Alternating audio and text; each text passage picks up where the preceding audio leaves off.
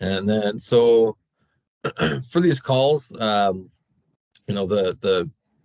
intent is that these calls are going to be led by the scouters, um, and then we'll help to facilitate the programs. But we want this to be for you guys. So whatever topic you're looking to have reviewed, or look, we're going to look for some feedback at the end of the call and get some ideas as to what you guys would like these calls to be about, so that it's something you're interested in coming to. So for the first one, though, we've asked Bill to join us tonight to talk about ScoutTracker and give us some basics on ScoutTracker. So with that, I will turn it over to you, Bill.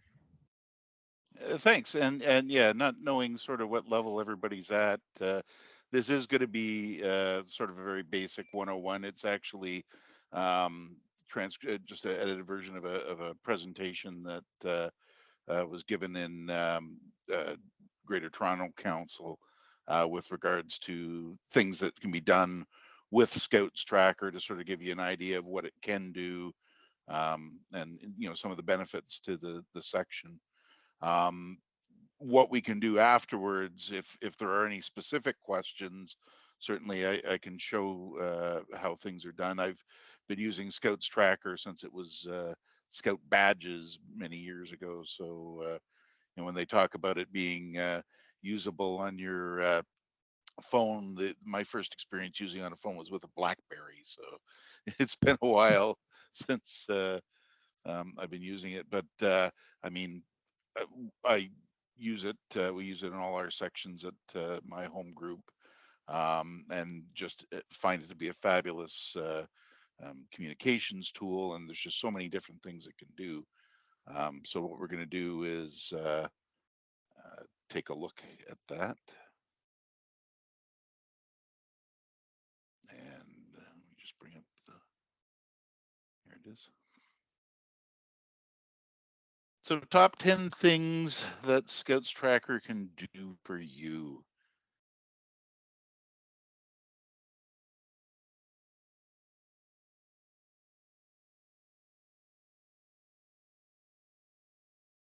There you go. So one of the top things there is you can be sharing your group's calendar, and that's sharing it between the sections, even with the general public if you wanted.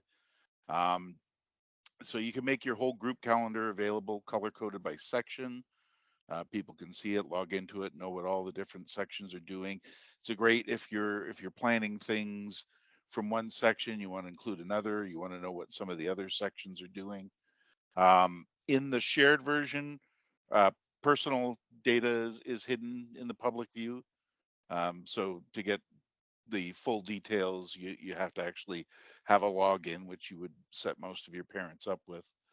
And then what you can also do with that, and I have that with myself, is that you can then sync the ScoutsTracker calendar with parents with their Outlook or Google calendars or such, so that they know what's coming up at the different meetings for the different sections that they're involved in. Um, Biggest thing for me, being the communications guy, is easy communication with parents. Um, so you can email any parents, all parents, subsets, people just going to a camp, people that haven't signed up for a camp yet. There's just a lot of different options you can have. Um, the contact information for parents you can import directly from My Scouts. So when you do the membership reports off of My Scouts, that spreadsheet can be imported into ScoutsTracker, and that's how you can set up your sections. And it will bring in whatever email and phone number and contacts such like that have there, so that when you send out your section emails, you can do it through it. You have a record then of all sent emails. It could even be ones done in previous years. It keeps a record of, so that if you have an event that's coming up again that's been done before, you can go back to when it was done previous and look at what correspondence was sent, so that you have an idea of what what to expect. And the best thing too, where you're dealing with youth and particularly at the senior sections where youth actually have emails, and that is that you're automatically enforcing the 2 Scouter rules. So it's set up so that you will automatically email somebody else from the leadership team so that there's 2 Scouters on any correspondence. It can be set up once you've set up these different events in a calendar. You can actually do easy sign up for those camps and events. All those emails that you send out, you can put it in a P, which just basically says, will so and so be going to this night? It tells them what they're currently signed up for in case you're sending a reminder email on something. And then they can add if it's something where there's guests or other sections or members that are part of it, they can actually put how many guests they have attended, or they can put notes saying that yes, I'm going to attend, but we're going to be a half hour late, or my son needs a gluten-free menu, that sort of thing. Those things can be done in the ScoutsTracker as part of this response. And then that shows up in what's visible to the Scouters in planning and looking at. The other big thing other than communications is just tracking youth skills and badges. And, part of the secret sauce for this is that, when you set up an event, you can set up whatever things you're working on. So when you know your event plan and you know that you're doing certain outdoor adventure skills or emergency skills as part of the program, you can actually pre-populate that into the event so that when you mark everybody's attendance in, you can mark them as having completed those different things. And you can track OAS, you can track the personal achievement badges, youth working on personal achievement badges. If they're coming up with their own badge plan, they can actually go in and mark off, what things they're working on or what their plan is. You can track top section awards. Um, and as I said, you can give credit to all youth after camps, and it's just not something where you select, pass everybody for this. If there's certain youth that did things and certain youth that didn't, you can actually one by one select which requirements different people have done. And of course, it follows everything with the Canadian path, all the camping skills and all those OAS that are in there follow along with the Canadian path. And parents, where it says parents can enter skills too, it's basically that, if there's something that the youth is working on at home, then they can mark off that, hey, so and so has finished this requirement at home, and then it can be reviewed at a later time. You're able to quickly submit and create adventure application forms, because you got to think when you're setting up an event, all that information is there, your correspondence is there, the timing, the list of everybody else that's attending. So it steps you through that process, and with the ability to add attachments to emails and to events and go through and when you have your adventure application, you can put in any other, your risk management plans, and everything can be added to that. That then can get sent directly to the group commissioner for approval. Once they approve it in the system, it actually automatically gets sent a copy to Scouts Canada for archives, and then you get your copy back that your event's been approved and electronically signed.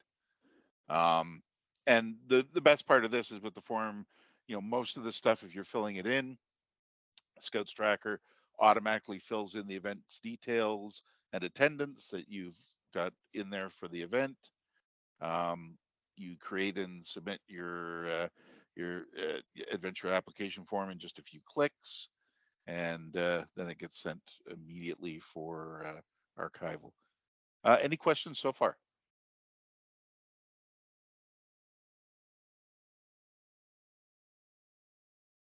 All right. Nope, Pardon? So I was just saying, not yet. Okay. All right. Number 6, you can stay informed of council news and events. There is the ability within here for Scouts Canada, for the council, to go in and actually put in events such as this meeting or other things like that that will show up directly in your ScoutsTracker window.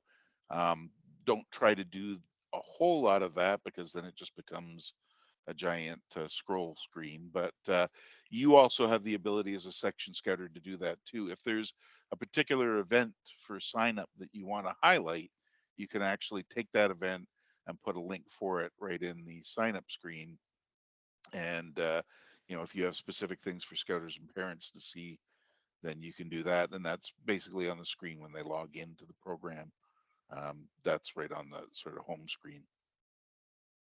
For groups that are interested and have a website to promote your group, that's actually built directly into ScoutsTracker.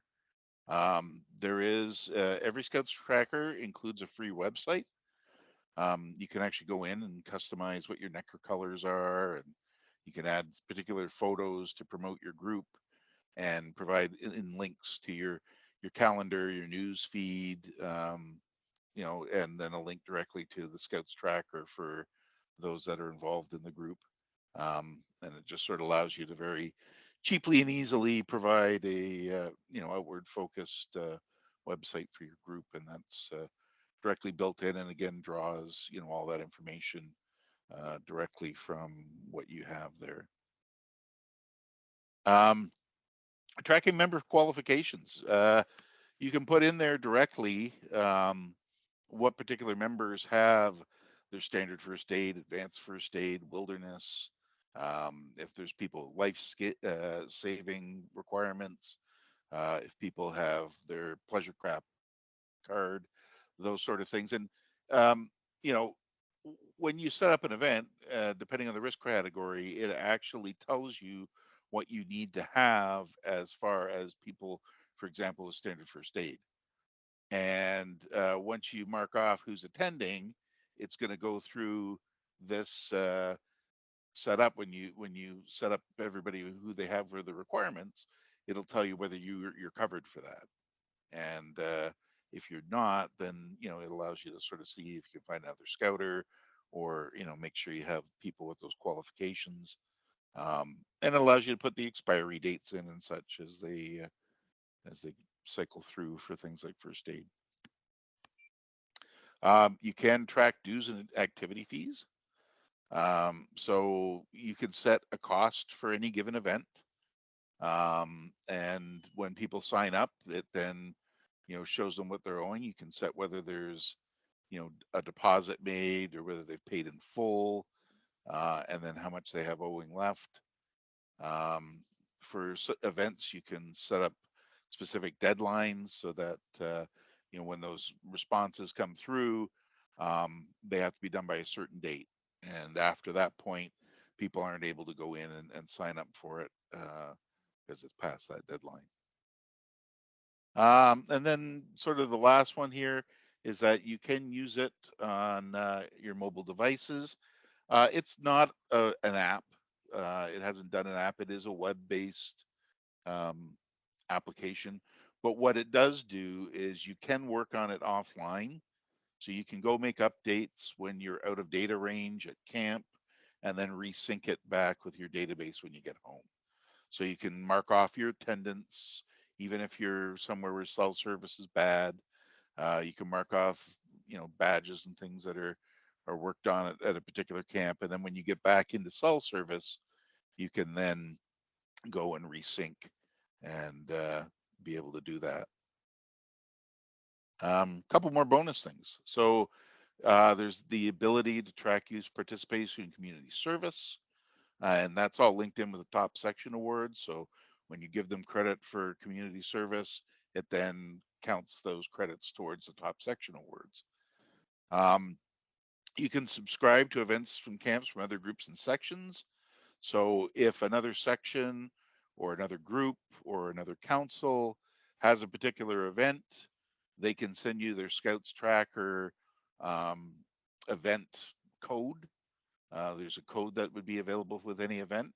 and you can actually import that into your calendar, and all the same information that they're giving out for that event is then available to you to do.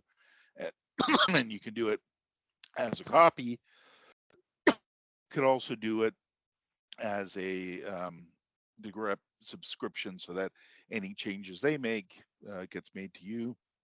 And the council can also do things where they can push out events. And it's the same thing with the group, where you can push out events to the other sections. Say you're doing a family banquet, you can create that at the group level and push that out to all the sections, so it's visible to everybody on their section calendars. You're able to produce an annual report for all your events.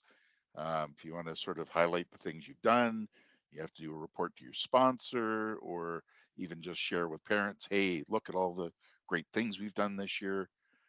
You can get that, and you know how many nights camping the group has done, and things along that line. You can integrate it with Google Drive, Dropbox, etc. if you have shared files. You know, it does allow you to sort your youth into teams and assign roles like, you know, Howler, Tracker, PL, APL, that sort of thing. You are able to embed your calendar into other websites. So if you do have your own section website, you can still embed your ScoutsTracker calendar there. And you can include parents and other participants in joining your events. So there is a way to set up other individuals so that you know and have record of everybody that's attending. It now provides online electronic parental consent forms for risk category 3 events. So it's not something you have to print out as a separate form anymore. The parents can go in when they go to that, and it automatically prompts them, hey, you have to fill out this parental consent as well. You can actually, you know, if you're more old school on things, you can actually print out a paper attendance form, check people off when you're at the meeting, and then go back and put it into the system later. And there's ability in there to send commendations to volunteers directly from the ScoutsTracker menu, both on the volunteer end and on the parent end as well. It's now free for all groups, and I know there's a lot of groups that are just sort of getting into using it now. I mean, it's been around for a while, but you had to pay, you know, $50 a year or whatever for it. Now it's free for groups to use. It was developed by a Scouter, Scouter Dave up in Nepean, and the Voyager Council set up this program. And you know, he had a lot of background in the things he wanted to. He looked at some of the other programs that were out there, and just, you know, wanted to, and it's constantly improving. There's constantly things being added and new function. One of the biggest functionalities now is the ability to sort of share somebody's record as they go through, not necessarily as an import, but even if they go to a different group or that, as you kind of move up, instead of it being a separate database for troop and then you have to export it, each individual is there for your group, and no matter what section there is, it just continues to build on that same record of the person, is what that means.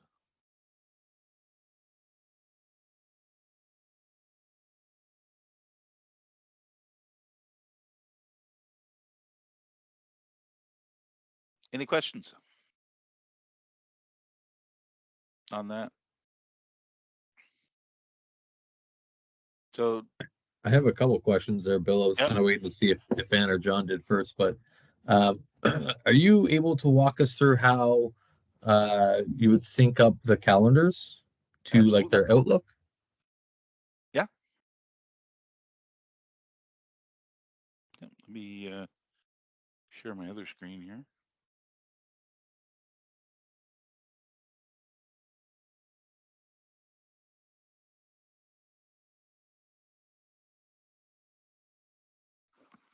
Okay, can everybody see this? Yes. Okay. So when you go into your section's calendar, tell you what, you have your schedule here. You can go share, so you can share your calendar with somebody. And this is how you get that sort of embedded one in a website, or just share for Facebook or something like that. You can import. So if you have an event that somebody else has given you the code for, you can put that in here, and you can either schedule the event for that date, or you can pick a different date. And then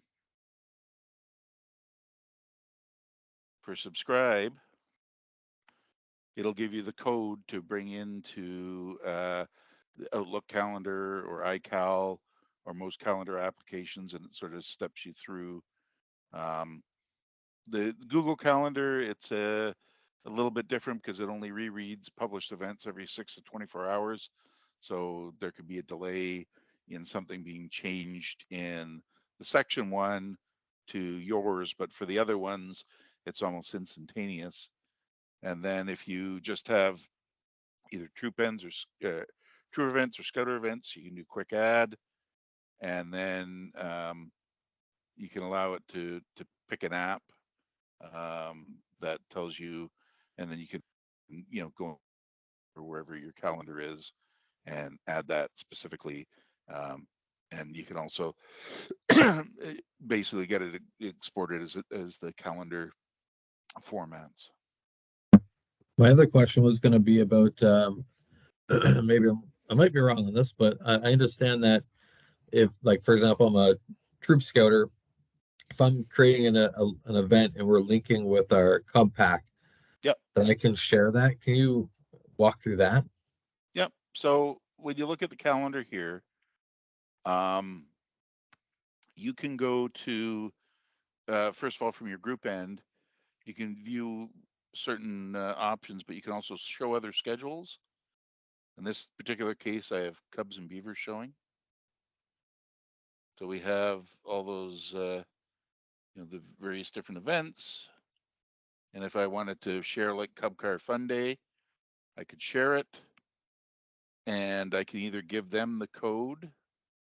I can send the link via email, message, or social media, or I could embed it in a website, and then somebody with ScoutsTracker can then go and get those. When you're creating an event in an upper level, so if you have the group, for instance, so if I want to go into the account and use a different login, and I have say my group.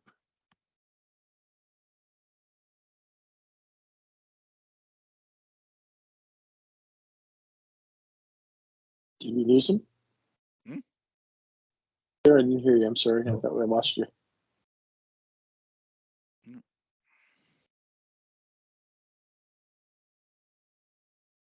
So it's syncing up to the system. So if I schedule an event for the group and I do a share on this one, instead of just giving me the options of giving others the codes, I can also push this directly to sections within my group. So I can select which sections I want to push it out to, and allows me to say whether I want the section to decide whether they're going to show the events to everybody, or you can actually say, no, I want everybody to see this one. Bill, did a new window just pop up because we're still on your my logins? I'm just thinking maybe you have to reshare that. Teams isn't that intuitive. There you go. You see it now? Yes. So yeah, so it'll just allows you to push it out, and then it tells you which different sections you want to push it to, and then it'll do that. In this case, this event was already pushed out to everybody. Okay. Excellent. That's good. Thank you. Anybody else with questions for Bill? Hey, Bill. Hi. Thank you. Hi. Hi.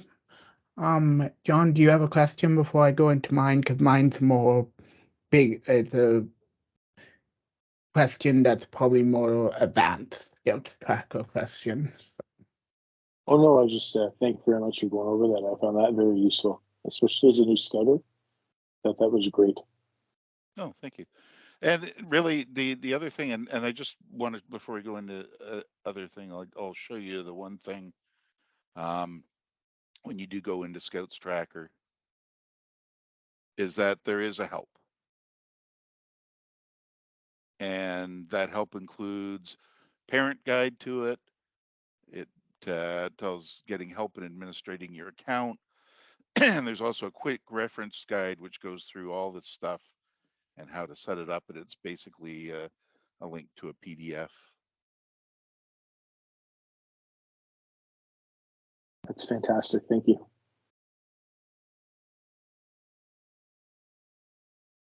And he's got a whole sort of wiki set up with how to do the different things. And this is sort of the basic, but it's, how to migrate youth, how to do emails, how to create events. The one thing I didn't talk about is you can actually put in the inventory of your badge box. And if you have badges and somebody's earned something, you'll know whether you have it in stock, whether you have one to give out to them. And if not, then you can order it and then know how to replenish that from that end. And I'll just add to that too. There's also a Facebook discussion group where you can ask questions, and self will answer you back, or a lot of times you'll just get answers from other scouters as well. And that savings good. Like from from Dave's standpoint, if you really have a serious question you need done right away, you go to support at ScoutsTracker, and he will get back to you like almost right away. And I've had issues and I've dealt with it, and then he's always good at responding to that through that. He will not necessarily directly respond to something done through the Facebook groups because he just gets the eyes on everything at once, right? Yeah, I'll definitely save him with the Facebook group. I've found him to be really responsive, and sometimes that's just like, hey, please send me an email at the support email. But he's been great with responding back quickly. Michael, you had a question, bud. Yes. So I'm a Beaver Colony Scouter also, and I was wondering, can you put a limit on how many participants for like a multi-section event? If you have if you have an event that you only can have so many people, but your group is bigger than how many people you can go to your event, can you put like a hard limit for sign up for it? There's a couple things you can do. You can pick who can be invited. Yep. So if you were doing an event and you only wanted whitetails to go to, you can set it up so that only whitetails are eligible to attend. So there's a way to do sort of eligibility from that standpoint. So when you set up an event, and let me try share my screen again.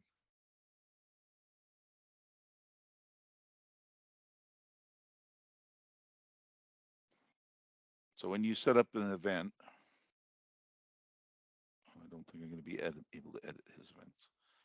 Go into one of my events. So when you go down to the sign up fee, you can say whether it's allowed guests. You can say whether it's a maybe type thing. You can put your deadline on that. Whether there's a deposit required. And then when you go back and save that, it then gives you the list of everybody. And that's where you can pick who's eligible or not to attend. Okay. So you can control attendance that way.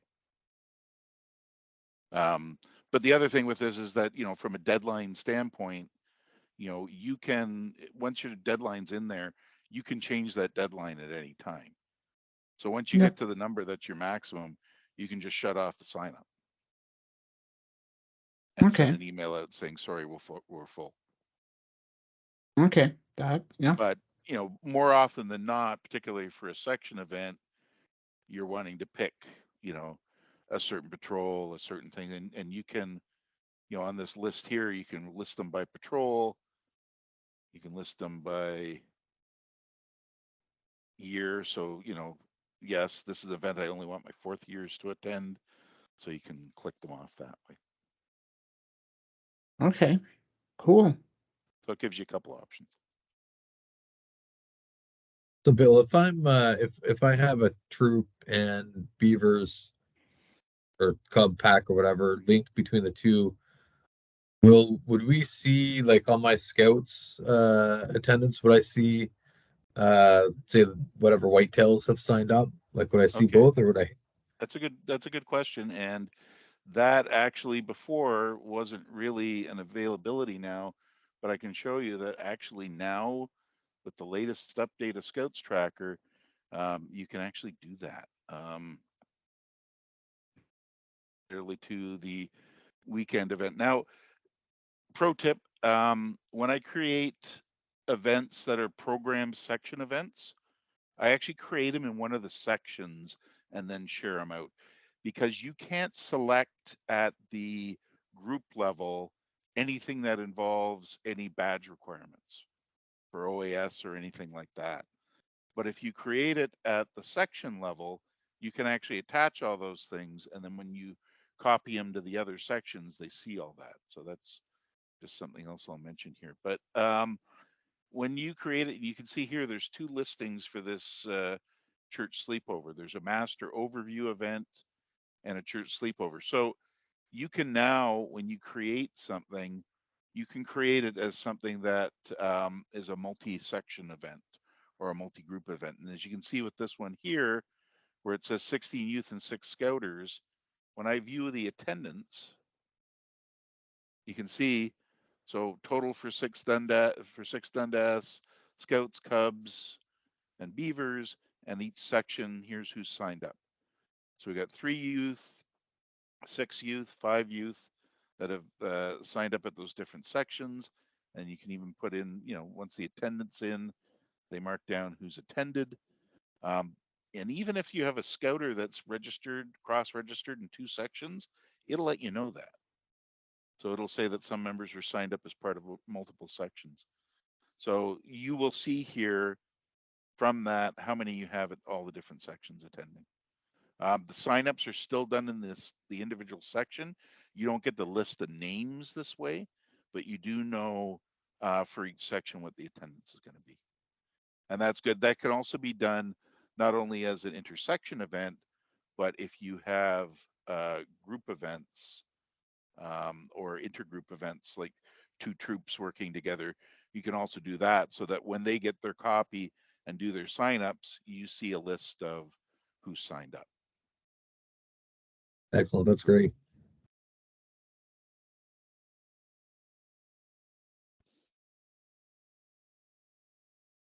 Right. Any other questions for Bill?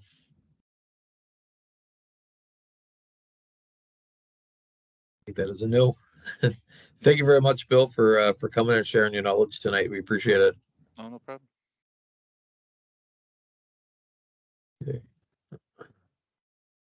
Share this one last time. All right. Any questions, John or Ann? Any questions before we finish the call? No, I have none. This was really good. Thank you so much again for everything. It was very helpful. Excellent. Thank you for coming. And any questions, Ann? If you do come up with anything, feel free to reach out. bill.kowalchyk@scouts.ca. You know, I can certainly answer anything more locally, but and then ScoutsTracker, Dave at ScoutsTracker is the other good resource. Right. Brian, anything from the program team that you wanted to share before the end of the call? No, we obviously had a fun day yesterday, and our next big thing coming up is the Scout Con. That's going to be happening at Camp Impasa on April 15th. It's a Saturday, an all-day a big event that we're doing there. So we'll be sending out more information on links and how to sign up and all that kind of stuff soon. So, but just save that date, April 15th at Campesa. So looking forward to that. Great. Thank you, Brian. I'll just mention for anybody, if there's any questions on how the council can support you, we do have an email address that comes to both, or all to myself, our council commissioner, Amanda, who couldn't make the call tonight, and also our council youth commissioner, Michael Payne, who was also not able to make the call tonight, but they will be on the next call. So we'll all be there. I'll also throw up in the chat. We do have a feedback form. We would love for you to take a couple seconds and fill out the feedback survey.